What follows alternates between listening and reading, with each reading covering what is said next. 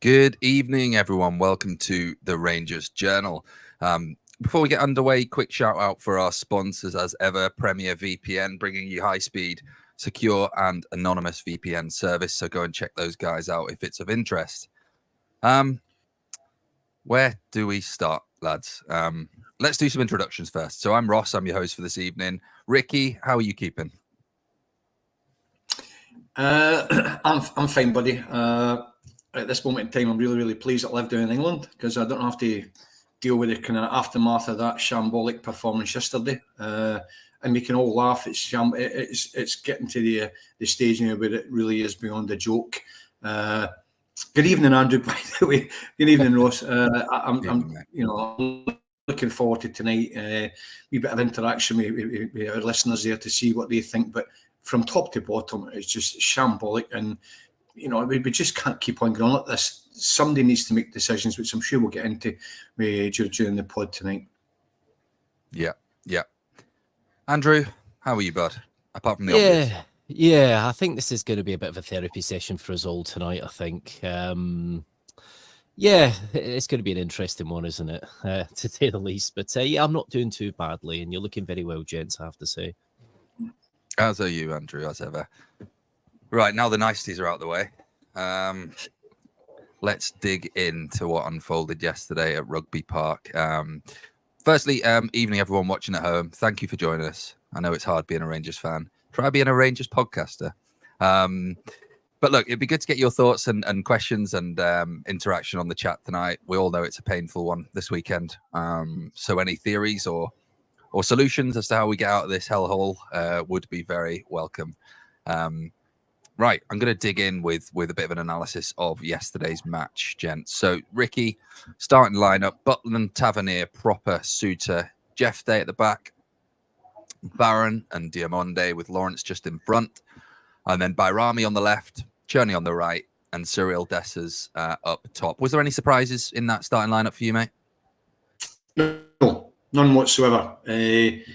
Having said that, in the group chat, Ross, I'd been quite intrigued to see. And by the way, Tav, I thought, was probably our best player yesterday. I think he played pretty well, considering I'm one of his biggest knockers. So credit where credit's due. But I would like to have seen maybe Casa or Stelling starting it right back and moving Tav forward, because clearly Tav yesterday proved it again. He was the only person that put a couple of assists on the plate. Nobody else was getting near that, and that's including our two sort of wide men. So he's still contributing in that way. So if we get to a stage where the manager is not interested in dropping Tav, then at least try and utilise the rest of the squad and push him a little bit further forward. Is he any worse than Cherney in that right side? Well, he's not, because he's proven that he's the only one is offering the assists. But, again, we'll get into it. We're at a stage now with Clement where his stubbornness to change things is really getting people's backs up, myself included. And he's well on his jacket's well on a shiggly peg, and he's going to be his own downfall because, like for like substitutes yesterday, no tactical differences, just like for like substitutes. How is that going to win you a game? There's no thought, no tactical changes, no formation changes, no nothing, and he's becoming a bore to watch. We had a Hearts game, 5-0 at Ibrox, which was good to watch. A recent game in Malmo, but all year, apart from those two games, we've been boring, and it's getting worse. We're in regression. We are regressing as a football club, and if we don't wake up and smell the coffee, it's just going to get worse. Mm-hmm. Well, I couldn't agree more, Ricky, and we'll come on to that a little bit later on about some of the tactics and I guess what the next steps are. Just bringing it back to the starting lineup, Andrew. Ricky mentioned some of the subs that were on the bench there. We had Kelly, Dowell, Casemiro, Balogun, Igaman, Raskin, McCausland, Fraser, and McKinnon. I don't know about you, but that feels super light, especially in the forward department. Yeah, no, in recent weeks it had actually got a little bit better. There were actually people we could see on the bench we could turn to. But again, it's starting to look a little bit thin again, not necessarily due to injuries. Obviously, Danilo's not quite made it just yet. He's back in training. But yeah, you look there and realistically, we all know that Dessers, if he was to have one of the games, which obviously eventually did, then you've got no one to really turn to. Igmani's a project player. To be fair, when I saw the team sheet come out, there was no surprises for me, really. I just thought maybe Raskin in for Barron. I thought possibly because just from what we've seen from Raskin recently. Obviously, we knew we could turn to him later on in the game. Obviously very light. A few young players in there, which looks good in a sense, but if you're not going to play them, then Oh no, I'm looking at the wrong team sheet. Sorry. Blew it out. Obviously Leon Balogun in there. It's a couple of old heads and Kieran Dowell, which is just it's got some pictures of Clement, I think. Yeah, I think so too. Yeah. So look, we knew going into it that it's a tough place to go, difficult pitch, tough conditions, and a lot of that was discussed prior to the game. I think in previous seasons they've been kind of the way Hibs used to be for us, the bogey team, and I think both the sides of the old firm have found it difficult to go to Rugby Park and come away with a result. That being said, for me, the first half was almost going backwards. It was so slow. I thought it was a really laboured first half. I thought we were very slow at progressing the ball forward. Ricky, how do you think that first half kind of unfurled for you? It's confusing, Ross, how that first half, when you've got a player like Dessers who just is useless. He's nowhere near good enough to be our striker. They're playing and persisting with this number 10. That what was meant to be Lawrence. He doesn't stay as number 10. There was a couple of points where Lawrence during the game, the first half, second half, was actually picking the ball up as if he was a sweeper. Now, how is the midfielders meant to be linking? Your Diomande and Barnes. It's as if they're scared to put the ball forward. Diomande was like a wasted jersey, and I don't know whether that's because he's lost all his confidence, but nothing seems to go forward. And is it all because Dessers and this insistence in this number 10 who buys Rami, but it's just a whole formation really is got beyond a joke now. There was no link up, no cohesion. We were just a mess all over. Now, can I just point out, I've got my phone up here. We're meant to be through or halfway through, or maybe not so halfway through, but it's been mentioned 20%, 30% through a rebuild. Now, Clement has brought in 11 players, by the way. 11 players, that's more than a 20%, 25% rebuild. When I'll quickly go through them, Diomande, okay, he was brought in from Beale, but St. Permanently. Bajrami, Igaman, Proper, Jefty, Barron, Killie, Isiala, Casa, Cortez and Cherny. And he also had Silver on loan last year. Now, this isn't just a 20%, 25% rebuild. That potentially is a full team there of Clement signings.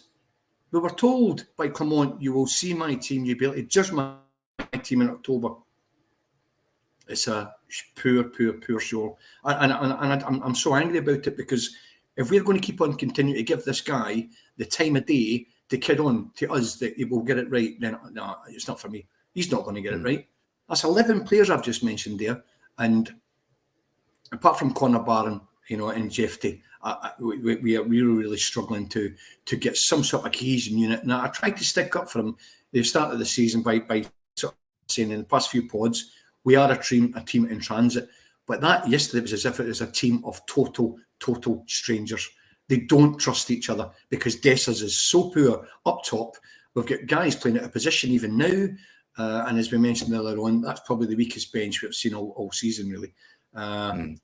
And we're just there's just no positives for me. It's just poor. Yeah. And look, let's dissect this a little bit later once we've just ran through the kind of the overall, I guess, analysis of the match. Andrew, lackluster, pedestrian. Doug called it there. What was your take on that first half? It was a very bogged down game. I thought the way that Kilmarnock set up, they knew how to frustrate us. They went for that kind of a traditional 4-4-2, and they knew it would work. They knew they'd get opportunities. They obviously scored that offside goal in the first half. There was a couple of chances in that first half. Now, I know not everyone looks into XG. I don't always fully look at it, but I think we had something like 0.4, which was unbelievable. We did not really lay a glove. Now, the sad reality is with Dessers, when he's on form, he will get you goals, and he will. But he is a very much a form player. And we are starting to see over the past few games that he's a little bit out of form. And the reality is you can't really play Dessers as that proper full-on number 9. Now, he can do some good stuff and good work off the ball. We've seen him do it, but just yesterday there was none of it. It was some of the basic passing, which was just becoming so frustrating. We've all seen that pass that, Dessers has at the midfield. It's going to be 3-on-2. And he just takes his time, thinks about it, and then just hits it off the Kilmarnock player. And you're just, there was so much. Now, the fact there was no fight, no spirit, when you see that the other side of the city have dropped points, there's no better motivation. It doesn't matter who you're playing. When you're playing Kilmarnock away, that shouldn't be an issue if you're a team looking for going for the championship. And that's no disrespect to Kilmarnock. They've not had a great season. They've conceded more goals since 1996. I think it was the last time they conceded this amount of goals at the start of a season, something like 17, which is mad. They are leaky. McCrory, no disrespect to the lads in goal, but he's faced a lot of criticism this season for how he has fared for Kilmarnock, and we didn't even really lay a glove on him. Mm-hmm. We had a couple of half chances from outside the box. There was that one shot Dessers hit in the second half that might have crept in, but there was nothing. There was just nothing for us. And I have to say, one of our biggest players that did provide a little bit of output was Tav, and he was putting crosses in, and people are just not reading each other right. And I think Dessers, there was that ball, that chance that Bajrami came out from the left, cut in, which he does very well at. He's looking for Dessers to make that run, and he's not making that run. He holds back. And don't get me wrong, there is a time and a place for that sometimes where you hold back, create a little bit of space, but he needed to be getting into the towards the goal for the pass, and he wasn't doing it. Yeah, there was so much wrong yesterday that it's hard to find what kind of did go right, because there's always generally something, but I'm not finding it at the minute. Yeah, fair assessment. And look, I think anyone watching that would be able to see that ball just wasn't sticking with Dessers. So anytime we were progressing the ball forward, it's like he'd put WD-40 on his boots. And anytime the ball came, it was just skidding off him left, right, and centre. Chat, it would be good to know your thoughts on Dessers. I can probably guess what you're going to say, but it would be good to get your thoughts. Is he the man to lead us for the rest of the season, or do we need to look at a new number 9 come January? Ricky, second half, it felt as though there was a slight change in tempo. I think we were looking to try and get shots off a bit quicker. We probably moved away from a long ball approach, which I think was a bit of a first half tactic to sort of take the pitch out of the equation. And in the second half, we looked to get the ball down a little bit more and progress it forward as we maybe would normally. A bit of a brighter start in the second half, did you think? Yeah, I think it was. But I mean, the pitch is a bit of an equaliser here, Ross, because we have got 4G and AstroTurf Auchenhowie, so they can be training and practicing on the build up to the game. They've got to play in the same surface as we do, so we can't keep on harping on about this pitch being an extra man or a man down to us. I don't buy that. That it just, the second half, going on to your question. Yes, we were a little bit more. The tempo was a little bit better, but there was no tactical change from the manager. All he did was taking one player off and replace him with the exact same type of player. We're all screaming for some sort of a tactical formation change, just to sort of see how Kilmarnock react to that. But just so easy to play against, mate. We must be, every SPL manager's dream to play at the moment, because we are rigid in that formation, and they can go in all week and set up to play against Rangers because they know exactly how Rangers are going to play. The manager could pick the Rangers team that we all seem to do. There's no.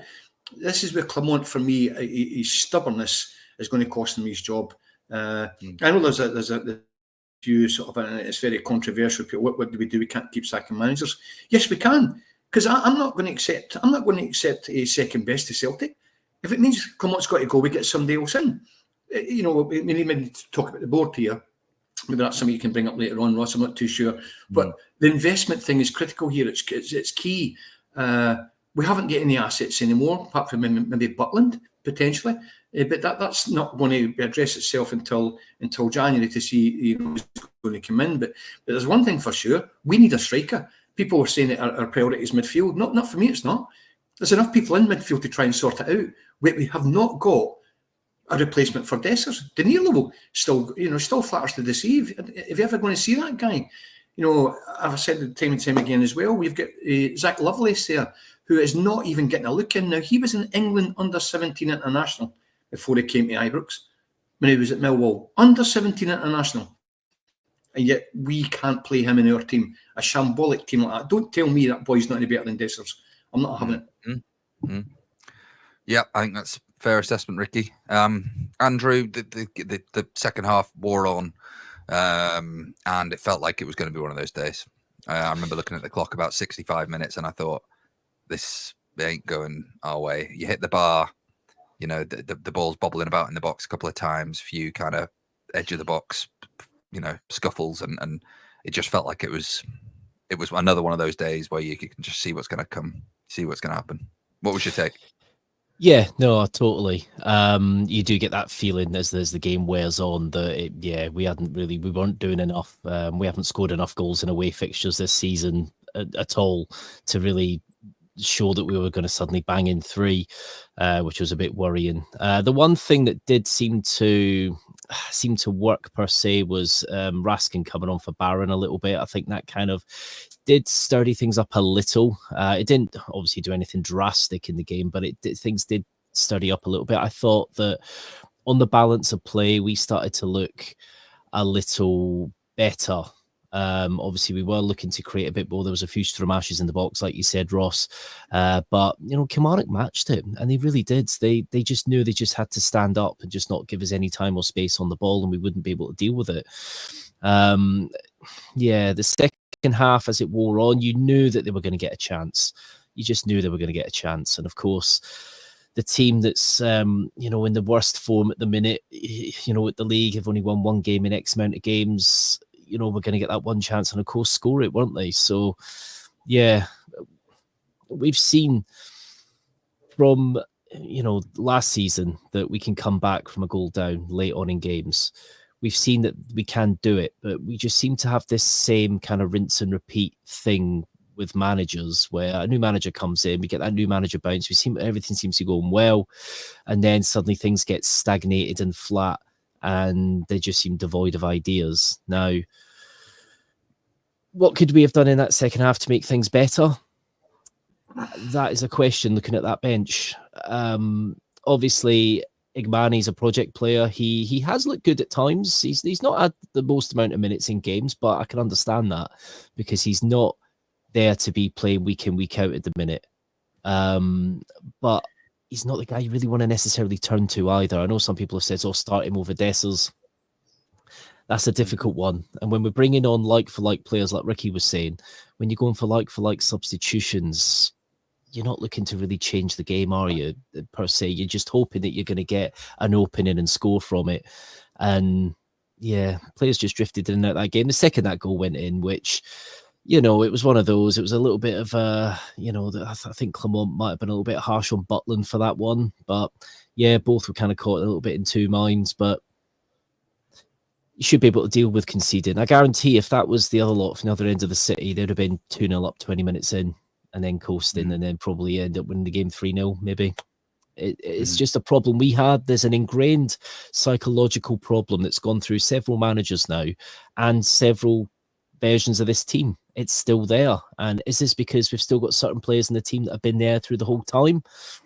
I don't know. But we've seen this time and time again. Somebody there, Sharpie Staunch in the comments, I'm getting serious deja vu. Yeah, we are.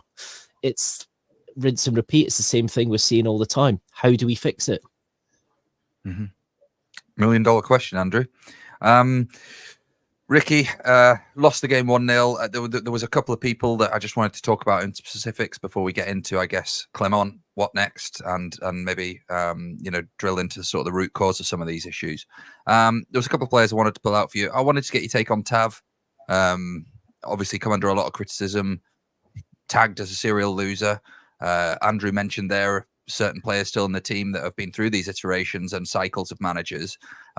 Firstly, your thoughts on, I guess, his performance yesterday, Yes. and then secondly, what next for James Tavernier? Yeah, well, I've been sort of saying that Tav probably needs to. I mean, he should not be playing every single game, and unfortunately, that's where Clement and his stubbornness is led us to yesterday's game. He's been taken off the park, but he's never missed a game from the start. Ironically, I thought he played okay yesterday. I thought what he did was sufficient. He assisted in 2 occasions. He certainly wasn't a player that let us down, in my opinion. But going forward, Tav needs to be replaced if we are going to improve our team performances. For me, anyway, I think it needs to be replaced with Casemiro Giro or Sterling. I assume he must have been injured while he was not on the bench yesterday. Leaving Tav for the possibility to move further forward, which I've suggested, why not try it? I mean, it's been tried before. I mean, in 2 occasions already this season, Clement's had all 3 right backs on at the one time, which again is a little bit bizarre. Whether he was trying something out, but we never know how his system is, and it's just rather bland and no organisation to it. And it's a bit that we were watching Beale. Nobody knew, even the players, I think, didn't know what system Beale was trying to play. And Clement is just mirror imaging for me at this moment in time the way Beale was playing. We don't really understand it, and if we don't understand it, it's pointless watching. How are the players meant to sort of interact and fall into that system? Now you need to give the guy time, but how much time do you want to give him? I mean, he's been here a year now. As I said earlier on, it's 11 players he's brought in, and they still look as if they're knitting together. That can't be right, And I know it's a big statement saying he's run his course. There's a couple of lads have said he's got to the Aberdeen game. He'll get to the Aberdeen game anyway. But we lose against Aberdeen, which I fully think we will do. Then Aberdeen will finish second. It'll be the worst Rangers team in 20, 30 years. We finish in third. Do we leave it too late before we made a decision in Clement, or do we make a decision that the rest of the managers have went post-October because their performances in October have not been good enough? And that's the history of what we've done. Now, I don't let's rinse and clean as Andrew was on a bit earlier on, but we haven't got the right manager and maybe the right structure, which again we'll come on to later on, in place, because we are totally rudderless. Yeah. Andrew, just closing off the game then. Sorry to do this. It is like pulling teeth. I know it's painful for everyone, but I just wanted to get your thoughts on Diomande. And I guess, look, anyone watching this that's watched before will know I've had my doubts about Diomande for a while. I think he flatters to deceive in a lot of situations, and his actual output in terms of numbers, in terms of creative passes, in terms of what it is that he's meant to be doing, is very limited. And I know there'll be people that think I'm talking a load of rubbish here, which is fair enough, but the proof is in the numbers. And I'm not seeing him in that team doing anything that, I don't know, other players haven't done before. He's not setting the world alight. He doesn't look like the creative spark. He doesn't look like he's a box-to-box midfielder. I'm quite confused about, maybe he's confused about what his role is, but certainly as a fan, I am.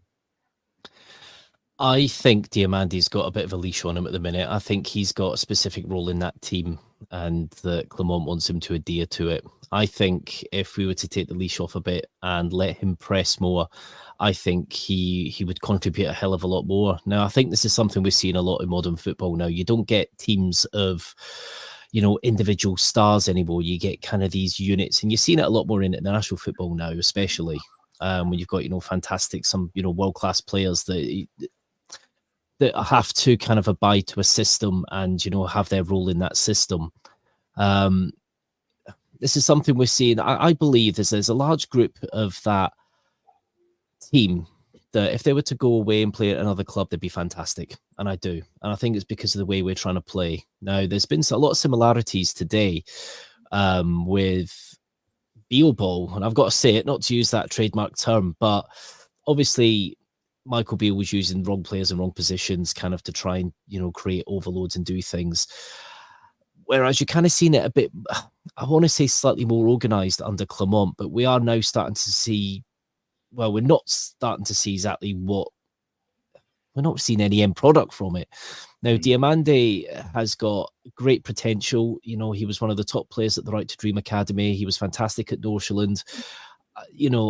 He was right to be picked upon by the club, as a star. The players that Coppin has gone for, I think, are ones that will have resale value in the player trading model. But sadly, you can't put them in the shop window if you're playing to a very rigid regimental system, which, don't get me wrong, I know it's modern football, I know that. But I think managers have to stop overcomplicating things, because we're seeing this far too often now.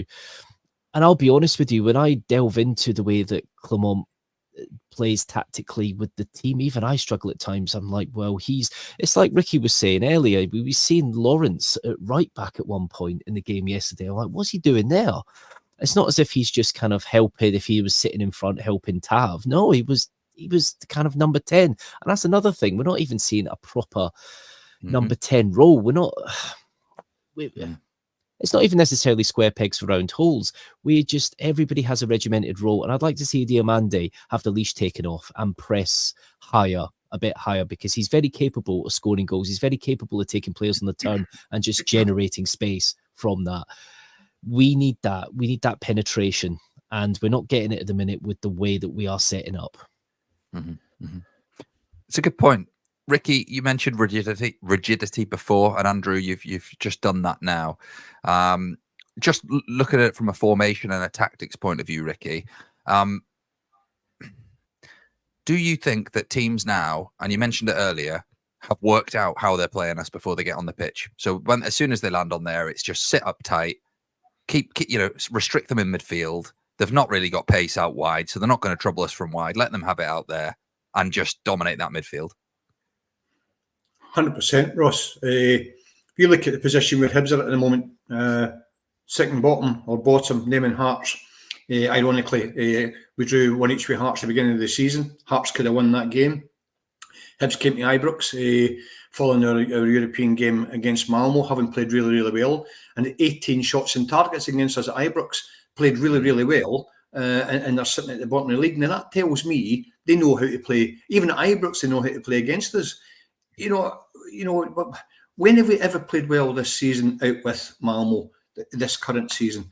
Even the back end of last season, Hearts aside, we're just wide open, and opposition managers can train and practice all week and know exactly how we're going to set up, and they can come and challenge us. And as it proved against Kilmarnock, they get a goal at the end of the game, bang, 1-0, we're down.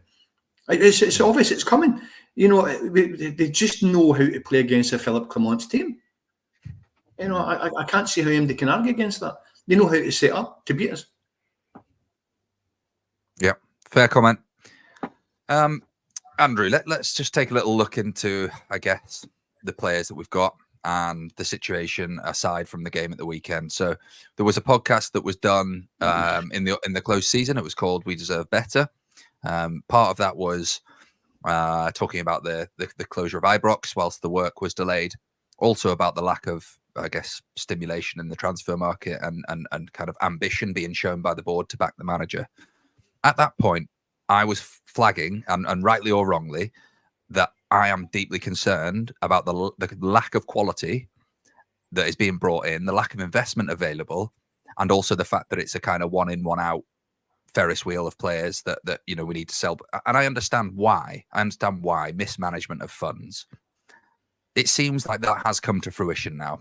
Do you think this team is how Clement would want it, or do you think it's a hodgepodge of players who he couldn't get out the door and ones who he could get in for cheap or last minute, and he has then had to build a team around essentially the scraps of what's left?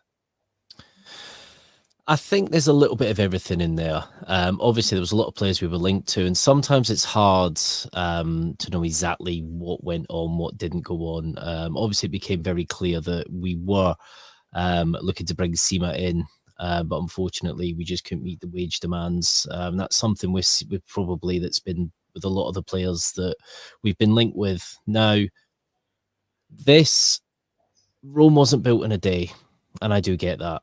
And I know the club aren't going to say, oh, this season is a rebuild season, don't expect anything. You can't say that when you're at Rangers. And I agree as well that, we should still be pressing for, going for the league title, going for trophies.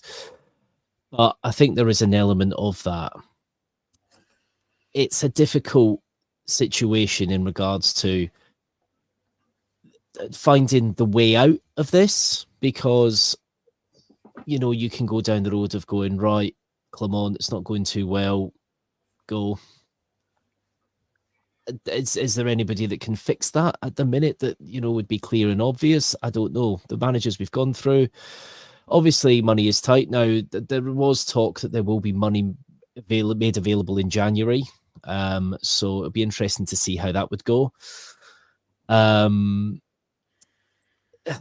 I don't think there's terrible players in the team. And I got to be honest, you look at Bajrami, I absolutely love Bajrami. For what I've seen of him, he just looks fantastic with the way he plays for Albania. And yeah, he might not be in the number 10. He's out on the left at the minute, while Cortez is injured, but he has looked good there. But then yesterday, after, a few decent balls, he seemed to drift out a little bit as well, much like the rest of the team. So there is that kind of thing with the team that, again, players seem to have their roles. They seem to get bogged down in that tactically. I don't think we've gone for terrible players. Some of them might not be first choice, but I don't think we've gone for terrible players. These will fit this player trading model for sellable assets, and they will. Granted, like I mentioned earlier, they're not exactly in the shop window at the minute because we're not showing the full potential. I think Glenn Kamara was a bit of a player like that as well, where we never got the full potential out of him because of a specific role. But yeah, it's a tough one to look at because I don't think it's a terrible team per se. It's not playing well together at the minute, but I do think that's because of the tactics and the manager, really. I think as the weeks are going on, I think the be-all and end-all is with the manager. Now, I've looked at the defence, and, our defence hasn't been terrible. Bar the Old Firm game, and obviously we conceded yesterday. We only conceded in one other game. But at the same time, we're not scoring enough either. That's the thing. Yeah. One away goal this season.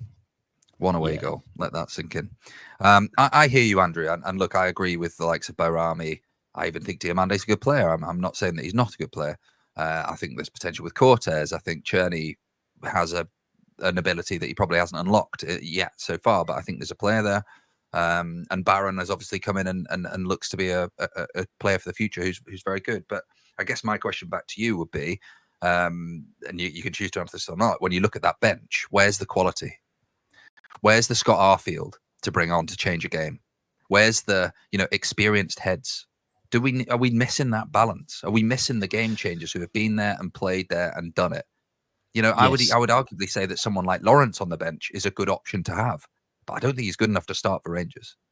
No, I do agree. And look back to when we won 55. It looked like Morelos was being sold to be playing out in France. Looked like I was about to go through. We brought in Rufin Etienne to kind of replace him with that money, and then obviously it never happened because we were looking for more money, and then we were left with an extra player essentially because Morelos didn't go.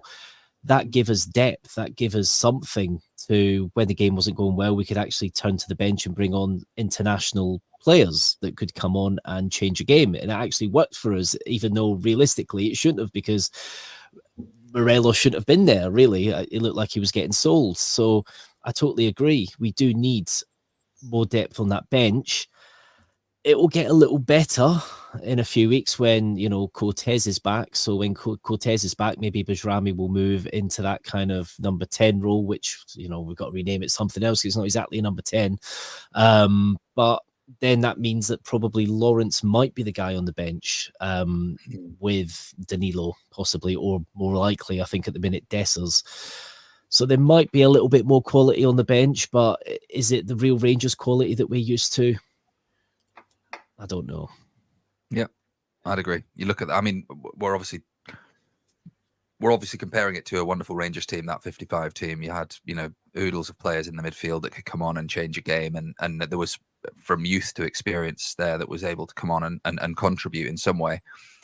I look at the Dowells and, you know, players of that ilk and on the bench, and it just fills me with dread to try and change a game. And you're bringing on a young Moroccan lad who's been in the country matter of months, and some, you know, Norwich reject who, you know, unfortunately just isn't good enough. He's just not good enough. It's not his fault. He's just not good enough. Right, Ricky, let's get into the meat of this.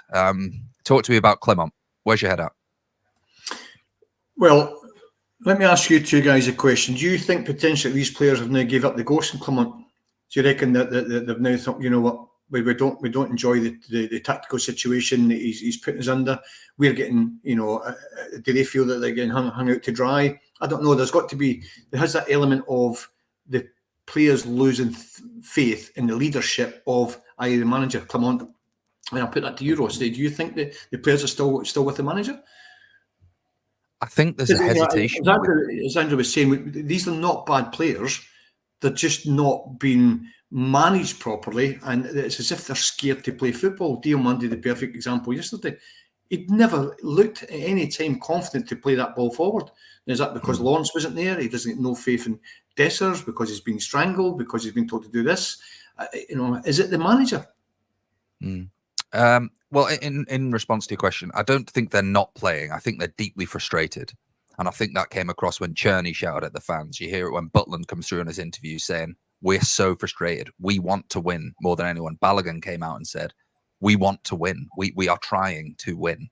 So then it does hark back to why aren't they? And it's either quality, which I think we've all addressed. There is enough quality in that team to beat Kilmarnock, and tactics, on-field, you know, instructions, strategy. How are they going to break a team down? How are they going to do it? And then I guess also things like changes, substitutions. So my answer in short is no, they haven't given up the ghost, but that will happen if things don't change. Will be my thoughts. That will happen soon, because they don't want to be the scapegoats. You know, Everyone likes a new manager coming in to impress. Everyone likes all this and that. So I think that you know, it's a very fine line that he's on at the minute. It's a very, very fine line. We had that manager bounce when he first came in. Obviously, we went and won the League Cup, which, you know, he's got to take credit for doing that. It was his first trophy we'd won since '55. So, you know, well done, Philip Clement, for winning that trophy. But since then, it's been just for me, it's just all downhill. Now, if I could sort of take this conversation just a little bit in a kind of northerly direction, the board have got to accept responsibility, or take their responsibility for this as well. John Bennett, before he medically, made the boy sort of a stand down from the chairman, decided, or the board decided, to give Philip Clement an extension. And I don't know why. What did he ever do to merit an extension at that time of the season? So we're now in this situation where if we do decide to let the manager go, it's going to be even more money because John Bennett made a rash decision. So the board need to sort of take the full responsibility for where at the moment as well. We've got a chairman at the moment, a standing chairman in Gilligan, who has already said he's not interested in staying there. Neither is George Lathan, but yet as soon as Dave King's mentioned it, if he wants to come on the board, everybody's against Dave King. Now, what is it is the problem with this board? Because, you know, the CEOs walked out and went to Saudi Arabia, and they told us a couple of weeks ago that potentially they're in the final stages of an announcement for a CEO. When is that? A week? 6 weeks? 6 months? A year? It's not good enough. Rangers need direction from the very top, so they can get some steer and some stability and some investment coming. Nobody's going to invest in this club, and there's no these key positions. So Gilligan needs to take responsibility. And you know, you've then got director of football. The lad's in there at the moment, but he's already said that he's leaving in December. Is it in line? The academy director's gone. He went over back to Feyenoord, I believe it was. There's just key positions in our whole structure, our spine of our existence, which has not been addressed. So Gilligan needs to take responsibility for that. And you can't just shut off Dave King, because for me, Dave King would be the one that could come in, stabilise the ship, put people in these key appointments, and let's get this ship back online again, because at the moment we are totally, as I've said before, riddleless with no direction, and it's got to start from the very top. Gilligan needs to get his act together. Yeah, here. Yeah, I completely agree, Ricky. Andrew, good to get your thoughts on that. Yeah, as mad as it sounds, I think we were speaking about this a few weeks ago, and sometimes when you think of Dave King, you think of all the kind of other baggage that kind of comes with Dave King, like, the lawsuits and stuff, but he was realistically the last person that was at the club doing things that made us win a title.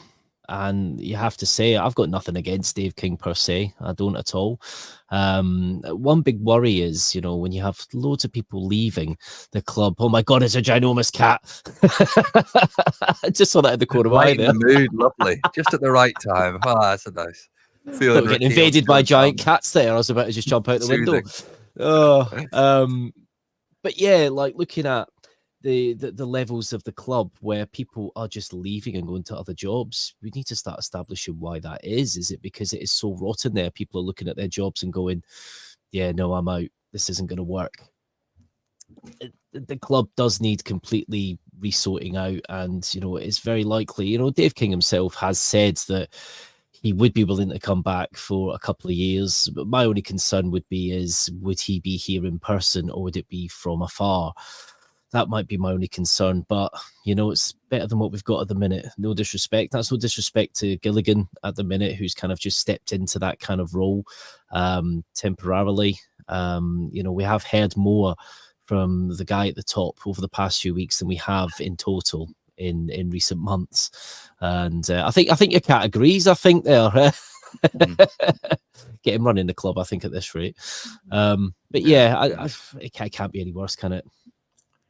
That's about right. Look, I, for what it's worth, both of you, I completely agree. I think the cracks will show. The rot starts at the top, and the cracks will start to show. You see it with clubs like Manchester United. You've seen it in years gone by with other clubs where either there's a lack of, or there's a poor, board level interaction with the club. On our occasion, it's non-existent. So I actually would rather not know how unstable and how rocky things are at board level at Rangers, because I think it would crush a lot of fans to see the real reality of it. And I think that we're seeing that on the pitch, whether that's through Clement. Tactically, you see a lot of managers that are tactically inflexible, and that I don't think that's necessarily a bad thing. You see some of the best clubs in the world, Liverpool, City, they play away, that is it. But if you don't have the quality to play those certain roles, they can't do it. So there's a bit of two truths in that for me. I do completely agree. We need to get this fixed. We need to get it quickly fixed. Otherwise, it's another season. Ricky, it'd be good to get your thoughts on this term, the transition year. Is that a get out of jail clause? Because for me, I hear it all the time, and people say I could settle if it was a transitional year or whatever. There isn't such a thing as a transitional year. You don't get that time at Glasgow Rangers. You just don't. But is that just a get out of jail for a full year of underperformance? It could be, and the likes of Clement could jump all over that bandwagon. But I would like to sort of stick up to Clement just for a little bit here. In that, yes, he's got some players that he would not want to be there. He inherited from pure bad recruitment from Michael Beale. The lads up top, Lammers is now gone, quite a big loss. Ironically, did okay when he was away, and he seems to be doing okay in Holland at the moment for his new club. But he was stuck in his lumber with Danilo, who we can't get any sort of a play from him because he's constantly injured, and Dessers, who's clearly not good enough. And they're big earners, so who's going to come in and buy these players? So from that point of view, yes, Clement isn't playing with his strongest team, But at the same time, he has put in 11 players. So between the players he inherited, he should have been able to target the areas of the pitch where he felt needed to be stronger going forward. I mean, yesterday was the start of 7 games in 21 days, and we've only got Dessers, who is a kind of recognised striker. You know, I know you've got a Iggyman, who for me I think is going to be a decent player when he's up and running. But then if Iggyman gets injured, who is there? No, do we just cling on until January, until we can bring somebody in? It was a position for me that was key, that had to be filled. But then maybe financially, we don't know this, that, you know, the money wasn't there because of the amount of money that's already been spent in these strikers that Beale brought in. So, but it's a transparency. All we're doing is just second guessing what is going on behind the scenes, Ross. And you're absolutely right. Maybe we don't. But there was a lot of money saved in wages when all those big players left. Your Lundstroms and all the kind of people. We've got Matondo, again, who I do not rate for 1 single second, on the best part of £30,000 a week. These are the kind of players he's been stuck with. And until he maybe gets 2 windows, then really, I don't think he'll get that far, because I think as of next Wednesday, week Wednesday, when we go to Pittodrie and well and truly get humped, I think, with the way we're playing, then that'll be him finished. Because the fans will not allow it, and the board will just have to eat humble pie. And I know it's going to cost money. Go and see Mr. Bennett, because he's the one that decided to bring him on an extra contract, which wasn't merited. But we cannot continue in this vein if we lose against Aberdeen. It cannot happen. This is Rangers. You know, we have to bite the bullet, move him on, and get somebody else in. For me, we missed the boat with Muscat. He was an obvious candidate for me when he was down to the final 3, and he was the one that was dropped out for Lampard and Clement. And I cannot and I will not understand to this day why Muscat wasn't the man that was given that job with his record. He was just followed Postecoglou everywhere and then emulated everything he ever done. And Postecoglou is now in a top job in England. Muscat could be that man who could, well, it's too late now. He's not going to come because he was shown the door when he got down to the last 3. So that door's probably bolted now. So we missed a trick there, in my opinion. Yeah, fair enough. And look, as this progresses, this story, we will be looking to do more pods on, I guess, the managerial status. So yeah, please do tune in for that. Before we do, though, Andrew, I just kind of want a bit of a summary from you on, firstly, and chat, this is going out to you as well. So good to get your thoughts. Clement in or Clement out? And if, as we think, he will be still there for a while, what does he need to do now to rectify this? Well, for a start, I think Clement in, not necessarily just because of we can't keep chopping and changing our manager. I think that there is, for him to start being successful, he has to tear up the game plan, work with the players, get people playing in their better positions, look at Scottish football differently to the way he's looking at it. Now, I can understand why he was hired. I can. You look at his CV, you don't, won titles in Belgium and then goes to the rivals and then wins the title with them. Not many managers can do that. Obviously, things didn't go so well at Monaco, but, most managers do have a little blot on their records. The frustrating thing at the minute is that it's been one whole calendar year and we've seen little spurts of Rangers, the Rangers that we'd expect to see, and there's not been enough of it. Obviously, a lot of it seems to have come under that new manager bounce. This season, we were told October, November, talk to me then about the team. Well, it is mid-October now, and we've just lost to Kilmarnock, a poor Kilmarnock side. So we need a response against Bucharest midweek, and I mean a good response. There's a side to it, I think a lot of us would be happy to play poorly and win 1-0 every week, but that's not the reality of football. We've scored one away goal this season That's terrible. That's not a Rangers team. That really isn't. And don't get me wrong, for me, that's not all on Clement. We have been hamstrung financially, and it was literally the one in, one out, as you were saying, Ross. Not all of this is on Clement. However, there are clear game-changing things that he could do to positively change a match, and he's not doing them. So, as it stands, I'm Clement in. He can turn this around if he changes his approach. Now, don't get me wrong. I don't know the ins and outs of what goes on in the dressing room, but he does need to look at that team now and maybe even stop with the whole kind of Dessers being this out and out number 9. Maybe, Dessers can link up off the ball. We can do different things, but when his form is out the window, it's almost non-existent. So I think we need to change it up to some sort of formation that might accommodate him better, with either somebody next to him or going for 3. I know that isn't the way he plays. He likes his wingers. He likes his inverted wingers where they're playing on the other foot and stuff. Sometimes you got to go back to basics and keep things simple. And that's what he needs to do. It can work, and I'm hopeful it will work. But because this board are not getting rid of Clement anytime soon, unless we fall off a cliff completely. If we lose heavily to Aberdeen, I think that's where a question mark could come up. But he needs to start by winning these next few games. They're not going to be easy.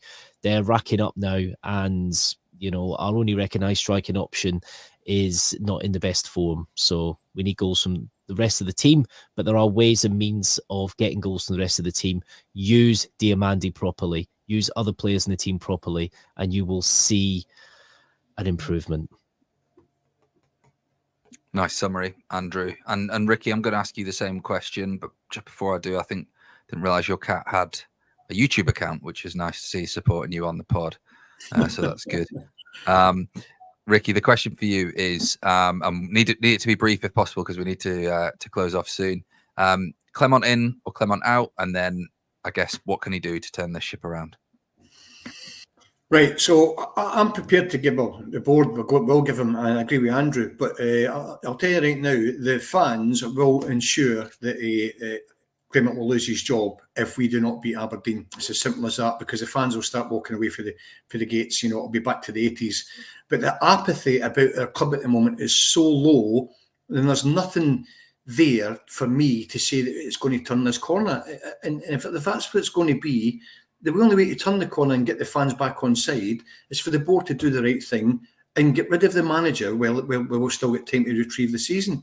If we cling on and cling on and cling on, Andrew, for me, it's just going to get worse, mate. There comes a point where the decision has to be made, and the Aberdeen one is critical to me. So a week Wednesday, if he loses that game, he's got to go.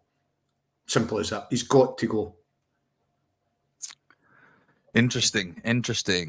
Those watching at home, it'd be good to get your thoughts on Clement's future and how he can turn this poor start to a season into something where we can at least win some silverware. For what it's worth, my thoughts are that if we get rid of Clement now, albeit his decisions haven't been fantastic and recruitment maybe a little lackluster, who do we have at Rangers as our focal point? We've not got the board. We've not got director of football. We've not got a CEO. We've not got a head of recruitment. Oh, sorry, we do have a head of recruitment, not got a head of academy. Who do we have? Where is any structure? For me, Clement will stay, and I think he probably should stay. But we need to sort out the boardroom. The back of house stuff, the stuff that is critical to the foundational running of our club. Because for 2 or 3 years now, we've been on a downward spiral, and it's not a great trajectory to be on. We're used to winning, we're used to success, and if we don't sort it out, well, that's going to dry up very, very soon.